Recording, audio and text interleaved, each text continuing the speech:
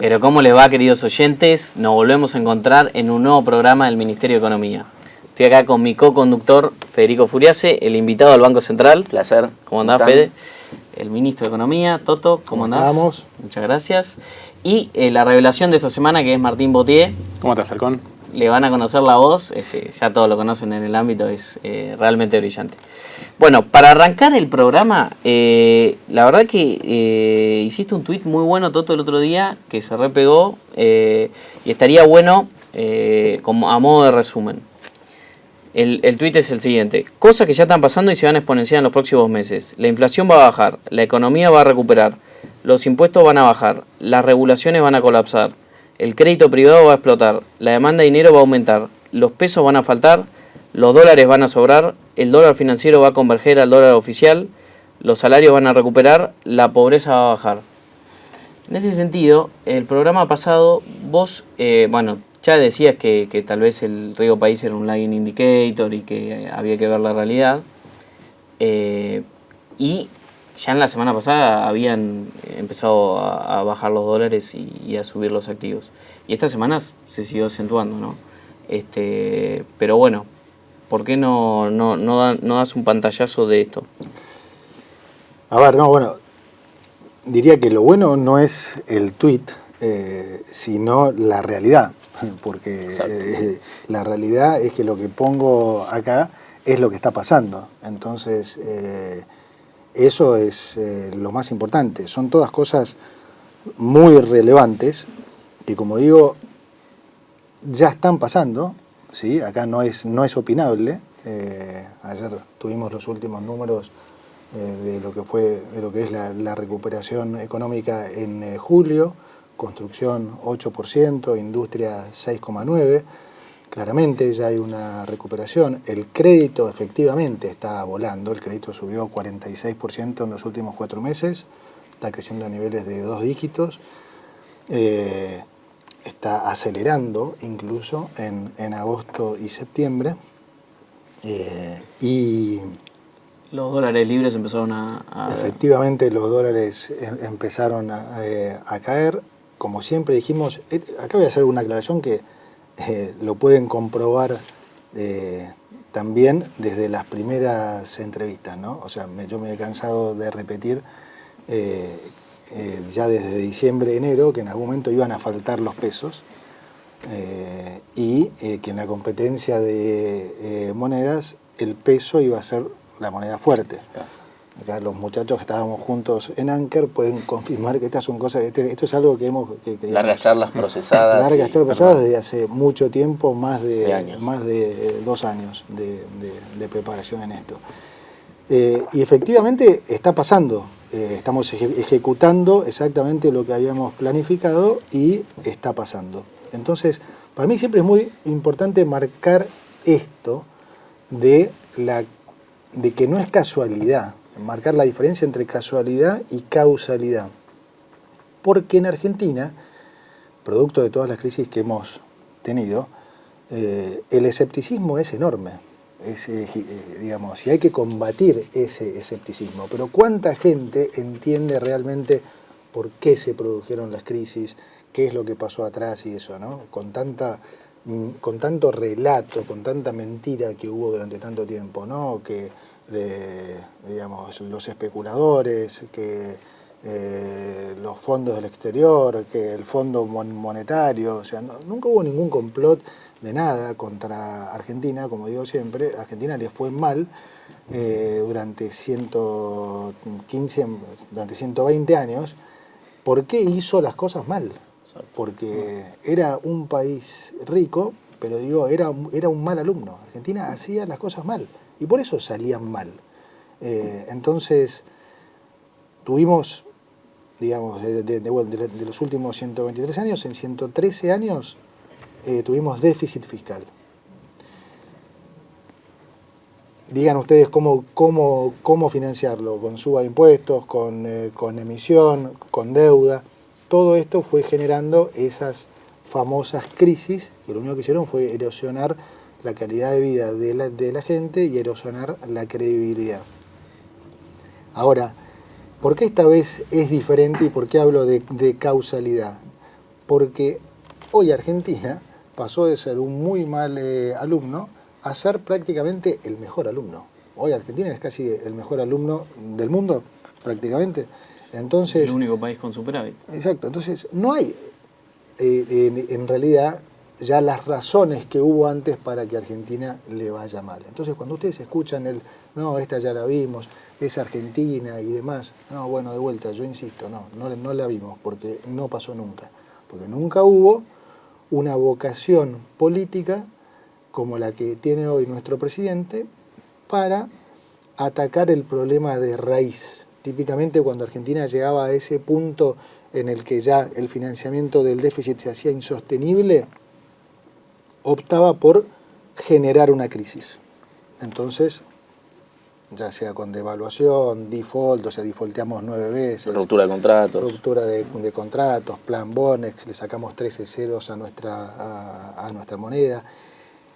Esta vez, en una situación muchísimo peor que todas, digamos, las anteriores, esta es la peor herencia de la historia, o sea, el presidente tomó la decisión de no generar una crisis como sugerían muchos y bueno, y echarle la culpa al gobierno anterior y dejar que todo se desbande, la pobreza se vaya al 80-90% y de ahí pareciéramos héroes porque salir siempre desde esa situación cuando el ajuste lo hace el mercado es más fácil. Se decidió explicar el problema y solucionarlo. Efectivamente se hizo y eso es lo que el mundo no puede creer. ¿Por qué? Había que hacerlo, o sea, es algo que no tiene precedente mundial. Entonces, y por eso los niveles de confianza de la gente se sostienen con ese saneamiento macroeconómico, ¿no? Porque le explicaste lo que se iba a hacer, la herencia pesada, y es lo que se hizo. Exactamente, digamos, recuperar esa credibilidad perdida pasa por justamente explicar, hacer lo que, digamos, explicar las medidas que estamos tomando y que efectivamente tengan los resultados que nosotros queremos, porque podríamos estar explicando, haciéndolas y que fueran erróneas. Correcto. ¿No? Pero digamos que, de vuelta, si a alguien en diciembre del año pasado le decían que el dólar iba a estar al mismo precio 9 meses después, porque pongamos que el dólar está más o menos al mismo nivel que cuando... Nominal, ¿no? Porque el ajustado sería arriba de 3.000. Exactamente. Heredamos. Está prácticamente al mismo precio, que la inflación iba a estar en 4%, que íbamos a haber solucionado el problema del déficit fiscal en un mes, que íbamos a haber solucionado el problema del déficit cuasi fiscal en 6 meses, y se iba a terminar la emisión en Argentina. Que íbamos a bajar el impuesto país. Que íbamos a bajar un impuesto que habíamos dicho que lo íbamos a subir provisoriamente. Debe ser la primera vez en la historia argentina que pasa eso. No sé si la y que primera, vos, pero... Toto, siempre lo marcás, ¿por qué razón se subió provisoriamente? Para blindar el ancla fiscal, por supuesto, como lo marcás siempre, ¿no? Ante el ruido político. Por supuesto, pero de vuelta, pensar eso hace 9 meses, digamos, era utópico. Realmente utópico. Hoy estamos en una situación en la que, como bien dice el tuit, todas estas cosas están pasando. Y todo esto se hizo, además, con un sinceramiento de precios relativos. Recordemos que estaban pisados combustibles, tarifas, alimentos, tipo de cambio, obviamente. Todo esto se hizo sincerando precios, resolviendo el problema de la deuda también del Banco Central con los importadores y sobre todo sin romper contratos, sin hacer ninguna de las cosas que Argentina supo hacer. Con eso se evitó una crisis fenomenal. Imagínense de vuelta que con mucho menos, por mucho menos, Argentina siempre gatilló crisis tremendas, como la última de la salida de la convertibilidad. Y te agrego, terminar con los pasivos remunerados. Terminamos con los pasivos, entonces son muchas cosas que se vienen dando y que entonces lo que está pasando ahora no es una casualidad. El gobierno no toma más deuda, el Banco Central no toma más deuda. ¿Qué tienen que hacer los bancos?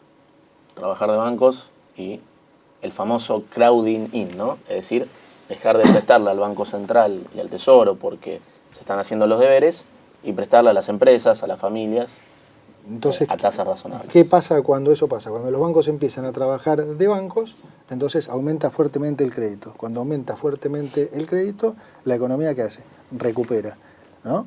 Si la economía recupera, entonces los salarios pueden recuperar, la masa salarial puede recuperar, la recaudación puede recuperar. En la medida que recuperemos recaudación, vamos a ir bajando cada vez más impuestos y vamos a transformar ese círculo vicioso en el que estamos metidos desde hace tanto tiempo en un círculo virtuoso. Todo esto va a pasar. Entiendo el escepticismo, pero entendamos también que hay veces en la historia en que la historia cambia. Aunque parezca una redundancia, digamos, hay momentos de cambios históricos. Y este es ese momento, este es claramente un cambio en la historia. Y en general, para que haya un cambio histórico así, lo tiene que conducir personas con la convicción, con la inteligencia, con la personalidad de el presidente. Entonces, si no, lo normal es, digamos... que se trunque en el camino. Que se trunque en el camino, exactamente. Entonces estamos efectivamente en un cambio histórico. A mí me encantaría transmitirlo y que la gente lo entendiera, porque es parte de combatir el escepticismo. Y por eso jorobo tanto con lo de la casualidad y la casualidad, porque la mejor forma de combatirlo es explicando. Y que la gente entienda entonces que esto no está pasando de casualidad, sino que está pasando porque así estuvo estudiado, así estuvo armado y así estuvo ejecutado. Entonces, y también aprovecho con lo que te decía la semana pasada y vengo diciendo, por eso me olvido del riesgo país, como decías, y demás, a pesar de que han sido semanas muy buenas. El mejor indicador es la realidad. La realidad es lo que, perdón, es lo que se va a ir llevando puesto el escepticismo. Eso es lo que va a pasar. Los datos estos que vimos ayer, los datos que van a seguir viniendo, van a hacer que poco a poco la gente se vaya dando cuenta que, che, efectivamente es así la cosa. Nos comimos un cuento durante mucho tiempo y esto puede cambiar. Ahora, qué pena que haya gente y empresarios que se pierdan esta oportunidad histórica de tener un presidente que tenga el foco en el orden macroeconómico, todas las bondades que eso trae y, bueno, todo lo que se ha hecho ya para fomentar la inversión, que es el RIGI, el pacto fiscal, que realmente, si con todo esto no es una oportunidad para invertir en Argentina, no sé cuándo va a ser. Sí, sí, pero de vuelta, del otro lado pensá que hay gente que hace décadas que viene padeciendo a los políticos y a las políticas económicas erróneas. Y bueno, eso es parte del juego, no hay que, es parte de la historia, mejor dicho. Hay una parte del juego que a mí sí me da lástima, honestamente, que es, ayer veíamos con Marto los números de la economía y decíamos, pensar que la mayoría de los políticos, viendo estos números, se están enojando. Claro, ¿no? Tal cual. Incluso colegas nuestros, o sea, economistas, simplemente, hasta diría, no los subestimo, no diría por no entendimiento, sino hasta por temas de ego. Miren lo que pega las personalidades, ¿no? Los egos. La política, obviamente, por intereses, pero vos pensar que haya buenas noticias como las que está viendo ahora y que la reacción sea mala, o sea, que se entristezcan porque al país le empieza a ir bien, y te muestra que, digamos, que hay un problema. Sí. Pero antes de continuar, quería volver un segundo al tema con vos, con Fede, del crédito, cómo está reactivando el crédito, la importancia de haber terminado con los pasivos remunerados y cómo eso está haciendo que el ahorro que antes se llevaba al Estado está yendo al sector. Esto que decimos, que parece técnico, pasar del crowding out al crowding in.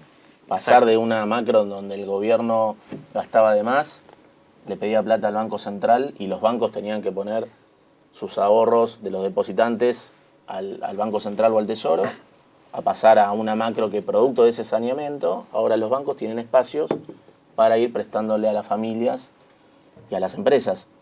Y eso es lo importante de un programa macro que tenía previsibilidad y ya lo venía anticipando, ¿no? Porque cuando miramos la regla monetaria que fijó el Banco Central en esos famosos 47 billones de fines de abril, dentro de esa regla monetaria que es muy dura, donde se apagaron todos los motores de emisión, había un marco de flexibilidad donde se le permite a la base monetaria crecer por las buenas razones. Exacto. ¿No? ¿Qué son las buenas razones?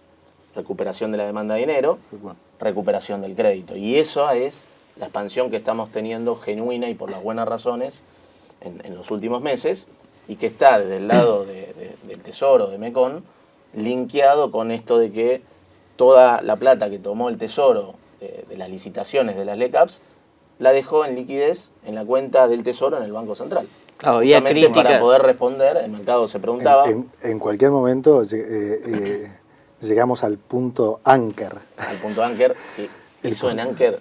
El punto hemos Anker pasado... es... No, pero hay que contarlo. Sí. El punto Anker es que cuando armábamos este programa, decíamos, en algún momento van a faltar los pesos, y por las buenas razones esta vez, no por las malas, por, como Correcto. decía Fede, por el aumento de la demanda de dinero, por el aumento del crédito, es hasta probable que en una refinanciación los bancos no te hagan el refinanciamiento total. Eso podría pasar, pero es por las buenas razones, justamente. Es porque se está equilibrando el mercado de dinero, porque empieza a haber mayor demanda de pesos, empieza a haber mayor demanda de crédito. Hoy la oferta está capeada, está, digamos, no se emiten más pesos. La demanda obviamente está subiendo. Típicamente cuando la inflación baja y las tasas bajan, la demanda de dinero sube, y como no tenemos más déficit, ahora está subiendo fuertemente el crédito. Entonces nosotros nos preguntábamos en Anker hace ya más de un año y medio, ¿cuándo pasaría que de repente habría un vencimiento del Tesoro y algunos bancos por ahí preferirían los pesos porque hoy se los demanda el sector privado? Este efecto crowding in que dice Fede. Esa es la razón por la que cuando nosotros tomamos pesos en el mercado desde el Tesoro, cuando digo nosotros, digo el gobierno tomó pesos para matar un poco el sobrante que había de pesos, el famoso overhang monetario, dejamos los pesos a tasa cero en el Banco Central. Muchos se preguntaron ahí, ¿qué sonsos? ¿Por qué no le recompraron deuda al Central? No le recompramos deuda al Central porque sabemos que este escenario podía pasar. Entonces, eventualmente, si no hay un full refinanciamiento, nosotros ahora tenemos reservas en pesos en el Central para que los bancos tengan esos pesos y lo puedan aplicar a crédito. Ahora, qué importante es transmitirle a la gente que el programa está pensado hace un montón y que cada paso que se va dando fue estudiado, analizado y previsto. Cada paso, no nos movimos, pero nada. Totalmente. Y al mismo tiempo, digamos, ese colchón de liquidez que tiene el Tesoro, con esto cierro, mientras los bancos no te pidan esos pesos, le da mucha previsibilidad y tranquilidad al inversor que apuesta al peso a extender su perfil de vencimientos, porque el Tesoro tiene esa plata en liquidez y eso también le saca volatilidad de tasas al mercado, y es un paso muy importante para lo que hizo, porque esa coordinación entre Banco Central y Tesoro permitió, como dice Toto, limpiar ese overhang monetario, ese excedente de pesos que eran 12, 13 puntos del producto, por superávit fiscal y por el financiamiento neto que tomó el Tesoro. Pero como hay superávit fiscal y fueron a tasas sostenibles, la deuda del Tesoro en pesos, consolidada, Tesoro más Banco Central, bajó de 27 puntos del producto a 13 puntos del producto. Correcto. Se limpió el overhang con solvencia fiscal intertemporal, bajando el stock de deuda en pesos consolidado, y la deuda relevante en pesos, que es 13 puntos del producto, te deja en una posición muy cómoda para convalidar tasas reales positivas, que es lo que pide ahora el mercado, y es lo que te ayuda a tener esa convergencia del dólar de arriba hacia abajo y a seguir bajando la inflación. Sí. ¿no? Y eso, ahí está la importancia fundamental de lo que fue la estrategia financiera que vos podés hablar del programa. Sí. No, y es importante aclarar también ahora, aprovechar eso para lo que muchos no entendieron en su momento, que es por qué fijamos este nivel de base, por qué se usaron los 47 billones y medio de fin de abril.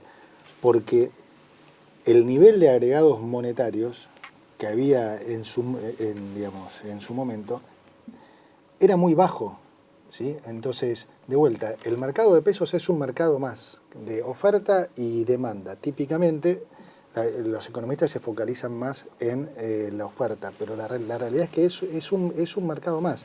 Argentina siempre ha abusado de la oferta de pesos, que además conlleva el otro problema, que es cuando hay ya un excedente muy grande de pesos, aniquila además la demanda, con lo cual la divergencia esa se hace cada vez mayor.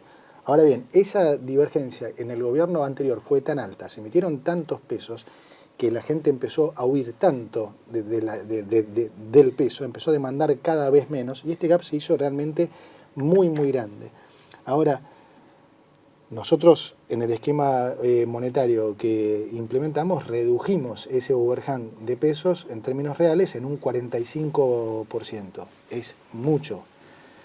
Mucho, digo, para que se den una idea, en su momento, digamos, la base amplia, lo que se eligió como base amplia, el número de 47 billones y medio, que era la base monetaria amplia en abril, era el equivalente a más o menos lo que era la base monetaria común cuando se salió del cepo en el 2015.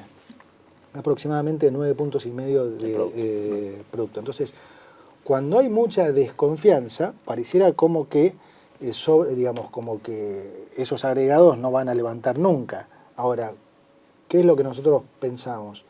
Que obviamente, bajando la inflación, reduciendo el déficit a cero en un programa económico creíble, cuando la economía empieza a traccionar, ese nivel de agregados monetarios es muy bajo. Por eso nosotros no pusimos como referencia la base común, porque la base común en ese momento eran apenas 2,5 puntos de producto. 10 billones de Era ridículo pensar que la economía, recuperando, podía funcionar con eso. Entonces, tomamos la base amplia y nos quedamos con el colchón de pesos en el Banco Central para abastecer la recuperación, la demanda de pesos producto de la recuperación económica. Eso es lo que hemos hecho, eso es lo que está pasando. ¿Va a ser eso suficiente? No, por eso también el foco está puesto en la remonetización en dólares. Y ahí es donde entra también juega un rol muy importante el blanqueo. Se necesita todavía una remonetización mucho mayor. Ahora, ¿qué es en qué consiste el programa nuestro? En que se remonetice tanto en pesos como en dólares. Y como la cantidad de pesos está fija, eso te asegura de alguna manera que no va a haber volatilidad cambiaria. Exacto. Y te garantiza que la inflación va a ir convergiendo cada vez más a la baja. Y la economía a su vez va a recuperar, porque la gente también va a poder usar sus dólares. Ustedes van a poder usar sus dólares que ya tienen blancos o los que quieran blanquear. Cuando muchos dicen están emitiendo, no es que estamos emitiendo, los pesos ya fueron emitidos. Exacto. Ese es un error. Explicarlo bien todo eso, que eso es clave. Yo ya no entiendo si lo dicen en serio o con mala intención. Todos estos pesos ya fueron emitidos por el gobierno anterior, que el Banco Central los rescataba con estos famosos pasivos remunerados, que eran las LEVAX, después LELIX, después PASES. En la medida que esos pesos, como siempre dice el presidente, vayan a la base común, lo que quiere decir es que te los están demandando. No es que estamos emitiendo pesos. Esos pesos de vuelta ya estaban emitidos. Ahora te los están demandando por las buenas razones, porque bajó la inflación. Si no, piensen en ustedes mismos. ¿Cuántos de los oyentes antes les preocupaba tener 1.000 pesos en el bolsillo? No querían tener ni un peso. O en la caja de ahorro, porque lo que es la demanda de dinero, ahora con el dinero electrónico también podría uno pensar que es la caja de ahorro o la cuenta corriente. Digo, ¿cuántos de ustedes hoy tienen mucho más pesos en caja de ahorro de lo que tenían hace 9 meses? Entonces, sí, ese rulito que había, que te pasabas de Naranja X a Personal Pay, a exacto, Mercado Pago, o sea, exacto. Imagínate lo que era. Eso está yendo a base, obviamente el multiplicador y los encajes consecuentes también está yendo a base, entonces ustedes van a ver que la base común aumenta, no es que se están emitiendo pesos, es que justamente se están demandando más pesos, e insisto, claro, por eso nosotros que ya fueron emitidos y por eso nosotros pusimos el CAP en los 47 millones y medio de abril, porque sabíamos que con la economía recuperando, esa cantidad de pesos en la base monetaria era absolutamente insuficiente para abastecer una recuperación razonable. Sí, es un cambio de composición. No sé si se entendió. Exactamente. Sí, clarísimo. Y algo que siempre vos, Marto, lo decís muy bien, ¿no? Que es esta recuperación de la recuperación de la actividad. Con esa recuperación en la demanda de activos en pesos también es todo un desafío y tiene doble mérito. Porque obviamente tiene que ver con por qué la base de comparación, los números de actividad contra el año pasado, es una base de comparación que está ficticiamente elevada, porque la demanda de dinero se te caía y entonces comprabas autos, electrodomésticos, pero no era una demanda genuina de bienes, sino que tenía que ver con la caída en la demanda de dinero. Hoy se está recuperando la demanda de dinero en conjunto con la recuperación, ¿no?, de la actividad. Sí, de hecho algo que es muy importante respecto al crecimiento de la actividad, que quizás en otros periodos de la historia teníamos periodos de crecimiento relativamente cortos, con impulsos o con estímulos artificiales, por ejemplo esta caída en la demanda de dinero, que hacía que fuera insostenible, ¿no?, y terminaba eventualmente en un sinceramiento. Esta vez el crecimiento, la recuperación que estamos viendo en los últimos meses está vinculada justamente al ordenamiento macroeconómico, ¿no?, una menor inflación, una recuperación en la demanda de dinero, y de hecho también para sumar un dato más de todos los que estuvimos mencionando, esta semana se conoció el indicador de salarios que publica la Secretaría de Trabajo, que es el primer indicador oficial, uno podría decir, de salarios. Tuvo una recuperación de 2% en términos reales en julio y ya está casi en los niveles de noviembre del año pasado, con lo cual fue básicamente, es muy relevante, pues fue básicamente una recuperación muy rápida y mucho más rápida que en otros periodos de la historia, donde, digamos, una devaluación fue acompañada de una caída en el salario real, ¿no? Y esta recuperación en el salario fue en 7 u 8 meses, es mucho más rápida que la que tuvimos quizá en 2014, en 2018, y en momentos en donde el salario tampoco volvió a esos niveles. ¿Y cómo se están recuperando las jubilaciones también y los programas sociales? Ese es otro dato muy importante, porque cuando miramos la demanda, veíamos el impulso que mencionaba Fede desde el lado del crédito, desde el lado de los salarios reales, y también tenemos a los perceptores de otros ingresos, digamos, como son, por ejemplo, jubilaciones y programas sociales. Las jubilaciones, cuando las miramos en términos reales, hoy están 5% por encima de los niveles de noviembre, en términos de poder adquisitivo. Y cuando miramos los programas sociales sin intermediarios, que son los que se reforzaron desde el inicio de la gestión, hoy en términos de la asignación universal por hijo prácticamente estamos en una duplicación en términos de poder adquisitivo frente a noviembre. Con lo cual acá lo que es también muy importante es que esta mejora significativa, tanto en los programas sociales sin intermediarios como en las jubilaciones, se dio en un proceso de consolidación fiscal, ¿no? Por ejemplo, si uno lo compara... El ajuste más grande de la historia de Argentina. Exactamente. Cuidaste a los vulnerables. Cuidando a los más vulnerables. ¿Qué es lo que pidió el presidente? Exacto. O sea, ¿qué es lo que pidió el presidente? Y para completar lo de Marto, hoy el AUH más la canasta más la tarjeta alimentar cubren prácticamente el 100% de la canasta básica. Cuando llegamos cubrían escasamente el 55%. Eso es tremendo. Bueno, por eso digo, todo este ajuste, inapelable, pero hay que decirlo, porque ayer escuchaba un periodista de vuelta también decir, bueno, pero el ajuste a costa de los jubilados, o sea, ellos siguen repitiendo, es exactamente lo contrario, o sea, el ajuste fue el año anterior, donde los jubilados perdieron el 30%. En medio del plan en medio de aumento de gasto, no de ajuste. Exacto. Con nosotros, digamos, con el presidente Milei, al contrario, en pleno ajuste, ¿sí?, recuperaron, le ganaron a la inflación. Y lo repetimos porque del otro lado, digamos, siguen tratando de instalar cosas que son falsas, ¿no? Están con la cantaleta de siempre, digamos. No, digo, está bueno que hayas leído el tuit, porque le invito a la gente que lo lea, porque son cosas que están pasando y que efectivamente van a seguir pasando. Y que se está trabajando para que se siga. Absolutamente. Me quedó una cosita del blanqueo a aclarar. Hoy a la mañana estaba escuchando un programa también de streaming y decían que el blanqueo era para aumentar la base imponible, entonces eso es lo que pretendía el gobierno. No sé dónde lo sacaron, digamos, el blanqueo no tiene fin recaudatorio. No tiene ningún fin recaudatorio. El fin es justamente remonetizar, y ahí me parece que está bueno volver a darle la importancia de lo que nosotros queremos es que se remonetice en pesos, pero también en dólares.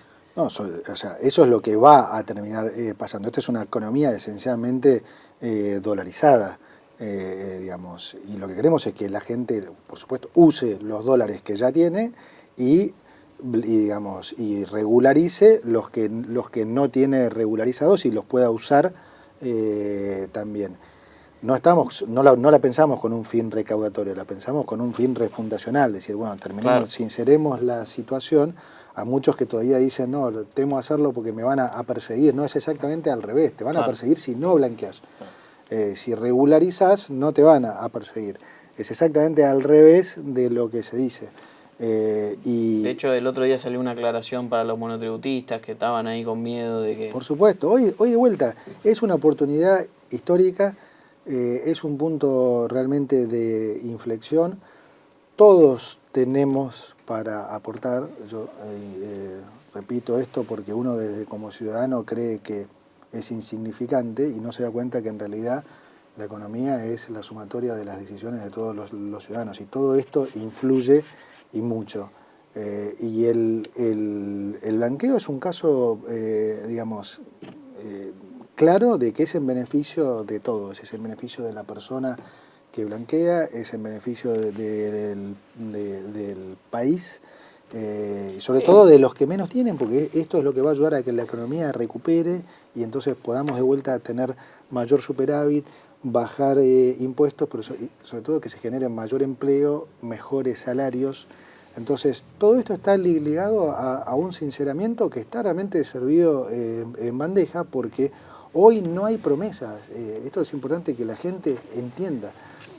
Hoy, como decimos, dato mata relato. O sea, hoy no hay promesas de que vamos a terminar con el déficit, de que vamos a terminar con la emisión. Terminamos con el déficit en Argentina, terminamos con la emisión. O sea, no es una promesa. Créanme que el mundo está choqueado con eso. O sea, en este contexto es que además se está implementando esta medida pero por supuesto, o sea, las cosas están a la vista. Entonces, sí, yo creo que el riesgo político y demás. A medida que se dé este círculo virtuoso, la oportunidad histórica de haber entrado al blanqueo, al adelanto de bienes personales, este RI para contribuyentes, se va a notar cada vez más, y los que no lo hicieron se van a querer matar porque van a haber perdido una oportunidad increíble. Que ya se viene, digamos, de vuelta, es todo entendible, ya se viene perdiendo desde hace tiempo. O sea, sí. ¿Cuánta gente, hablaba pestes de lo que se iba a hacer si ganaba el presidente y demás? Pero supongamos que en ese momento podía haber sido especulación porque no se sabía. Ahora, después ganó, explicamos lo que íbamos a hacer y demás. Y aún así hay mucha gente que trata de inculcar temor, siempre mirar no la mitad del vaso vacío, sino el cuarto del vaso vacío, si fuera posible. Entonces, la realidad es que todos tenemos que entender que esto tiene una lógica atrás, que Argentina cambió, que va más allá incluso, diría, del liberalismo. O sea, vos tenés hoy la mayoría de las provincias en equilibrio, sacando lo que son los gobernadores, digamos, kirchneristas, pero después en diferentes, ya sea de Juntos por el Cambio, radicales o peronistas, no kirchneristas, todos están con equilibrio y además están contentos con esta situación. Es mucho mejor para ellos. Yo hablo con los gobernadores y los veo contentos porque, claro, ahora tienen independencia. Antes tenían que venir a golpearle la puerta al ministro de Economía o al presidente de turno para pedirles plata. Sí. Hoy tienen independencia. Hoy, digamos, encontraron un modelo que ellos genuinamente por ahí creían que no era posible, claro. Y ahora se dieron cuenta que es posible y que es mucho mejor que el otro. Totalmente. Entonces, tampoco es que el riesgo es el que se dice. Tener que el incentivo político de tener superávit fiscal es espectacular. A nivel de incentivo, ¿no? Totalmente. Por ahí algo que vos marcás siempre, Feli, en esta macro donde no hay déficit, donde no hay emisión, se apagaron los motores de emisión, se saneó la hoja de balance del central y demás, el chip de la ganancia de competitividad, ¿no? La ganancia de competitividad es por baja de tasas, de costo de capital, de la inflación, totalmente. De los impuestos. No es por devaluación, como pasaba en los otros gobiernos, que era todo déficit fiscal financiado con emisión, ¿no? Claro, era un programa que era inviable, entonces todo se solucionaba licuando ahorros y salario de la gente. No, y todas las cosas que, digamos, lo que hemos hecho de las reglamentaciones técnicas tiene un impacto en los costos tremendo. No solo la baja del impuesto país, vamos a estar bajando ahora también impuestos a la importación también, los famosos aranceles vamos a estar bajando también. Lo que hace Federico en términos de desregulación es un trabajo descomunal que ayuda a la recuperación económica, no, es, yo diría, vital. Bueno, ahora sale la reglamentación de la reforma laboral, que muchos la minimizan y va a ser importantísimo. Y todas las cosas en las que está realmente trabajando Federico tienen un impacto directo en el costo argentino y en la vida de los ciudadanos. Entonces, la verdad que la transformación que ha habido en 9 meses en este país, yo creo que yo por lo menos no la he vivido. No. Y vamos a seguir haciendo cosas, como digo, vamos a seguir en este proceso, así que... Sí, para ya ir cerrando, si querés, podemos contar las últimas novedades, las últimas temas del resultado fiscal. Agosto va a estar viniendo en equilibrio nuevamente, lo cual es muy meritorio porque fue un mes donde también se pagó intereses, mayores a lo normal, porque hubo un pago al Fondo Monetario y además se pasó el cobro de ganancias y bienes personales a septiembre, con lo cual haber estado en equilibrio en agosto es realmente muy meritorio y eso va más que a cubrir también en septiembre lo que es la baja del impuesto país, así que de vuelta a agosto vamos a estar en equilibrio, vamos a estar anunciando, como te digo, nuevamente baja de aranceles, no sé qué otra cosa me puedo estar comiendo. Sí, tema tasas. Y tema de las tasas, sí, estamos sacando también algo muy importante, estamos sacando una resolución para prohibir que los municipios, que como ustedes saben hoy están haciendo abuso de las tasas municipales, puedan cobrar esas tasas en lo que son, servicios públicos.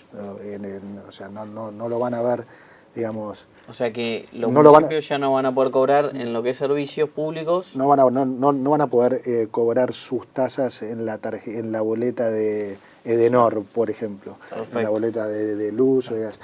También, o sea, esto es un primer paso que es muy importante porque te escondían las subas ahí. Claro, pero también hay otros que están yendo por más, como el intendente de Lanús y demás, subiéndolo directamente las tasas a los supermercados o Pilar mismo, hay muchos. Entienda la gente que para que la tasa sube, primero, para que se cobre una tasa tiene que haber una contraprestación.